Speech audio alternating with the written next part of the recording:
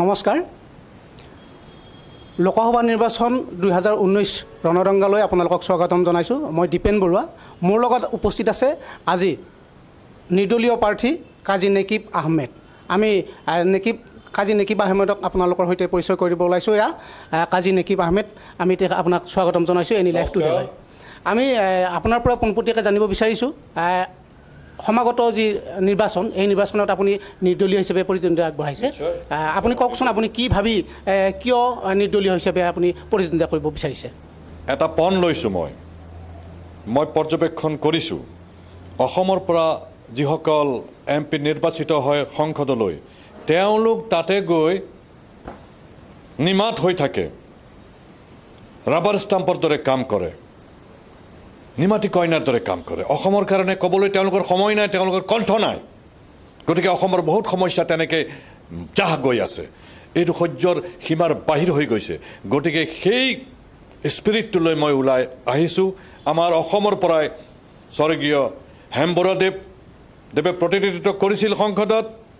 স্বৰ্গীয় ডক্টৰ সূৰ্য কুমাৰ ভূঞাদেৱে সংসদত প্ৰতিনিধিত্ব কৰিছিল অসমক আৰু তেওঁলোকে অসমৰ কাৰণে যিখিনি কৈছিল যিদৰে গৰজিছিল সংসদত আজি তেনেকুৱা মই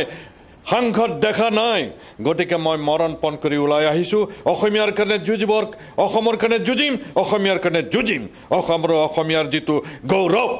তেওঁলোকে ধ্বংস কৰিছে নষ্ট কৰিছে তাক পুনৰুদ্ধাৰ কৰিম গতিকে অসমবাসী ৰাইজে মঙলদৈবাসী ৰাইজে মোক সহায় আৰু সমৰ্থন জনাব লাগে আপুনি সেইসকলৰ বিৰুদ্ধে আপুনি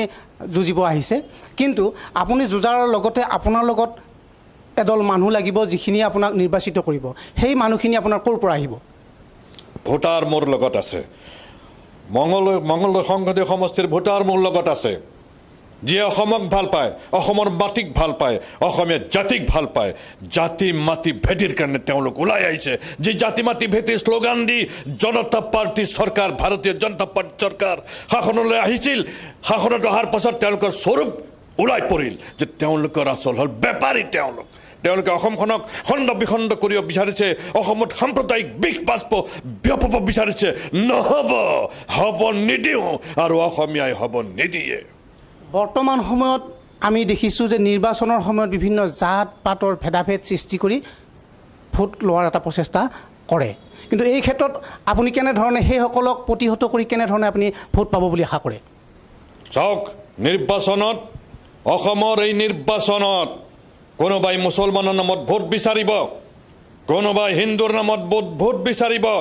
এইখন শংকৰাজানৰ দেশ ইয়াত সকলোৱে অসমীয়া হিচাপে বসবাস কৰি আছে বছৰ বছৰ ধৰি বসবাস কৰি আছে যে হিন্দুৰ নামত ভোট বিচাৰে সি ইয়াতে হিন্দু বাংলাদেশী আনিব খোজে যিয়ে মুছলমানৰ নামত ভোট বিচাৰিব খোজে সিহঁতে সমাজখন ভাগ কৰিব খোজে গতিকে মই আহ্বান জনাইছোঁ এইবাৰ ভোট দিব অসম আৰু অসমীয়াৰ স্বাৰ্থত অসম আৰু অসমীয়াৰ বাবে যাতে সংসদত এটা প্ৰতিবাদী কণ্ঠ থিয় হ'ব পাৰে আমি আপোনাৰ পৰা জানিব বিচাৰিছোঁ আপুনি এই সম্পূৰ্ণ সমষ্টিটোত লোকসভা সমষ্টিটোত আপুনি কোন ঠাইৰ পৰা বিশেষ ভোট লাভ কৰিব বুলি আপুনি আশা কৰে মঙলদৈ সংসদীয় সমষ্টিত 10টা বিধানসভা সমষ্টি আছে আৰু মোৰ প্ৰভাৱ জনপ্ৰিয়তা মাজবাটৰ পৰা আৰম্ভ কৰি নলবাৰী সমষ্টিলৈকে বিয়পি আছে মই সকলো ধৰণৰ ৰাইজৰ সমাদৰ লাভ কৰিবলৈ সমৰ্থ হৈছোঁ গতিকে মই সাহসৰ সৈতে ক'ব খুজিছোঁ যে আই অসমীৰ আশীৰ্বাদ মোৰ লগত আছে আৰু অসম এই মঙলদৈ সংসদীয় সমষ্টি বাসীৰ আশীৰ্বাদ মোৰ লগত আছে এইবাৰ নিৰ্বাচনত দুধ কা দুধ পানী কা পানী হৈ যাব আৰু জয় অসম আৰু অসমীয়াৰ হ'ব আপুনি আপোনাৰ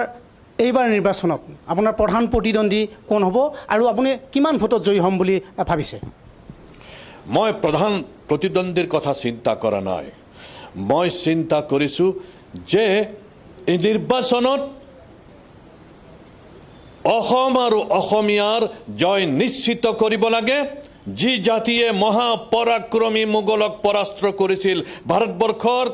কোনো দেশ ৰাজ্যত এই মোগল বাহিনী কোনেও পৰাস্ত কৰিব পৰা নাছিল একমাত্ৰ এই অসমীয়া জাতিটোৱে সেই মহাপৰাক্ৰমী মোগলক পৰাস্ত কৰিছিল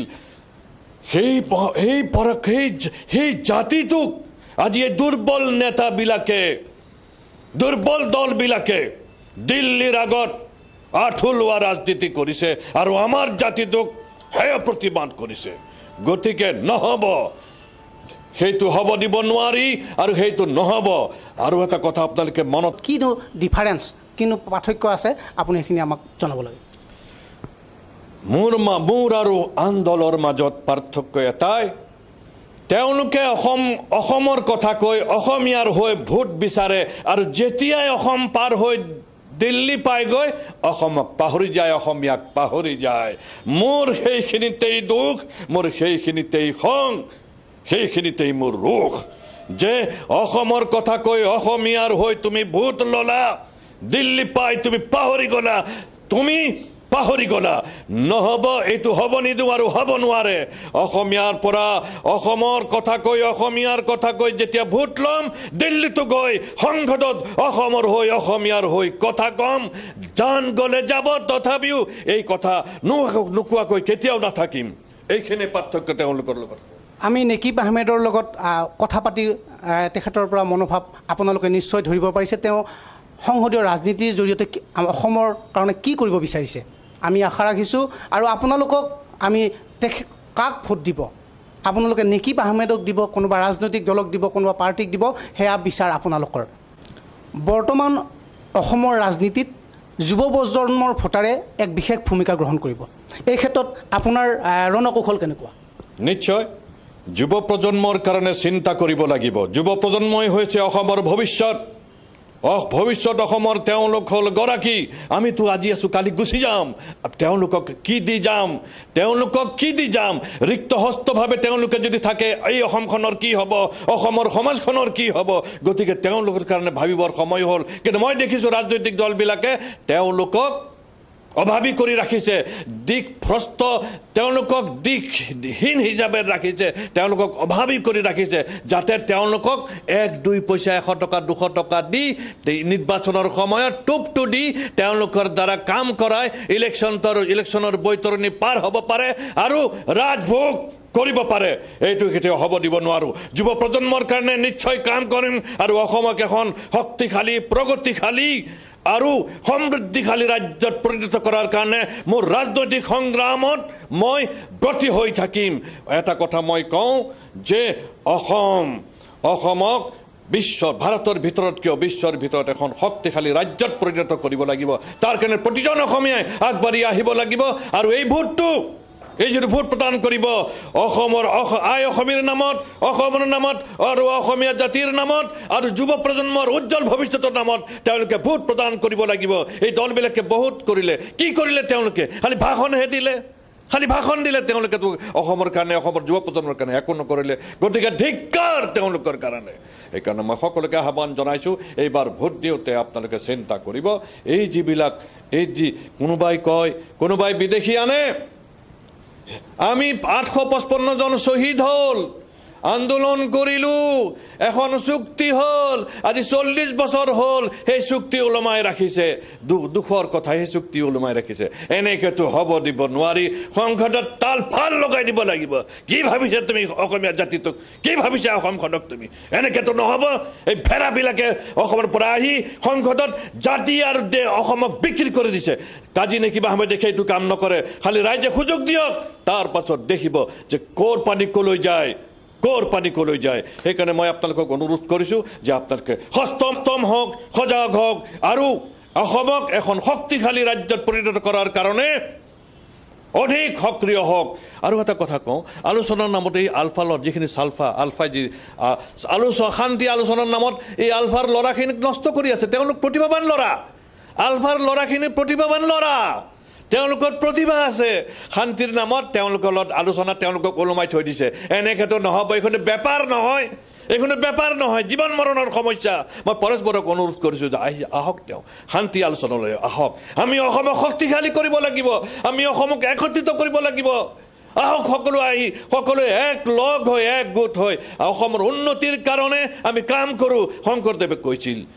উন্নতিৰ পথত জয় আই অসম বুলি আমি সকলোৱে কওঁ, একেলগে কওঁ। আমি সকলো ভাই ভনী আমি সকলোৱে এক হৈ কান্ধত কান্ধ মিলাই, হাতত হাত মিলাই, কান্ধত কান্ধ মিলাই আমি কাম কৰোঁ আৰু উন্নতিৰ পথত অসমক আমি 10 খোজ আগুৱাই লৈ যাওঁ। আপুনি এই সংসদীয় ৰাজনীতিত যদি এইবাৰ জিকি যায় তেনেহ'লে আপোনাৰ মঙলদৈ সমষ্টিৰ প্ৰতি আপোনাৰ বৰঙণি কি হ'ব বা আপোনাৰ কি আপুনি বিশেষভাৱে পৰিকল্পনা কৰিছে? আধুনিক বিজ্ঞান মই পাৰিম, উদ্যোগিকভাৱে হওক, শৈক্ষিকভাৱে হওক, বাণিজ্যিকভাৱে হওক, সকলো ক্ষেত্ৰতে মই মঙলদৈ লোকসভা সমষ্টিটোক আগবঢ়াই লৈ যাম। আৰু এটা কথা কওঁ, দুখৰ কথা, আন্দোলন কৰে কৃষকৰ কাৰণে, কিন্তু ভাৰতবৰ্ষৰ সকলো দেশৰ কৃষকৰ ধান FCI কিনে, অসমৰ কৃষকৰ ধান FCI নিকিনে। আমাৰ 21 জন MP, 14 জন লোকসভা, 7 জন ৰাজ্যসভা, তেওঁলোকে কি ঢোল বজাই আছে তাতে? কি কৰি আছে? সত্ৰীয়া নাট নাচি আছে? বাধ্য কৰাব নোৱাৰে কেন্দ্ৰীয় চৰকাৰক যে FCI কওক অসমৰ কৃষকৰ ধান FCI কিনক? মই কৰিম সেইখিনি, মই কৰিম সেইখিনি কৰোঁ, মই কৰিম সেইখিনি। যিমান সুবিধা আনিব লাগে মই আনিম আৰু অসমক বিশেষকৈ মঙলদৈ লোকসভা সমষ্টিটোক মই যথেষ্টখিনি উন্নতিৰ পথত আগবঢ়াই লৈ যাম। আৰু মোৰ আদৰ্শ হ'ল প্ৰয়াত হেম বৰুৱা দেৱ আৰু প্ৰয়াত ডক্টৰ সূৰ্য কুমাৰ ভূঞা দেৱ। সূৰ্য কুমাৰ ভূঞা দেৱে 1952 চনত কৈছিলে যে অসমত কেন্দ্ৰীয় চৰকাৰৰ তৃতীয় আৰু চতুৰ্থ বৰ্গৰ চাকৰিবিলাক স্থানীয় ৰাইজৰ কাৰণে সংৰক্ষিত কৰা হওক। সেই কথাখিনি ক'বলৈ কাৰো এমপিৰ সাহস নহ'ল। কাৰো এমপিৰ সাহস নহ'ল। কি অসমৰ MP তেওঁলোক? হেম বৰুৱা। গতিকে মই কৈছোঁ আপোনালোকে মোক সহায় কৰক, আপোনালোকে মোক সঁহাৰি জনাওক, যাতে এইবাৰ আমি দিল্লী দৰবাৰত এটা সক্ৰিয় আৰু উত্তেজিত, এটা সক্ৰিয় আৰু সজীৱ কণ্ঠ তাত আগবঢ়াব পাৰোঁ। ধন্যবাদ। আমি আজিৰ আমাৰ অতিথি কাজী নেকিব আহমেদক আমি ধন্যবাদ জনাইছোঁ। আপোনালোকে চাই থাকিব এনি লাইভ টুডে আৰু আপোনালোকে নিৰ্বাচন কৰিব কোনজন প্ৰাৰ্থীক আপোনালোকে ভোট দিব। ধন্যবাদ।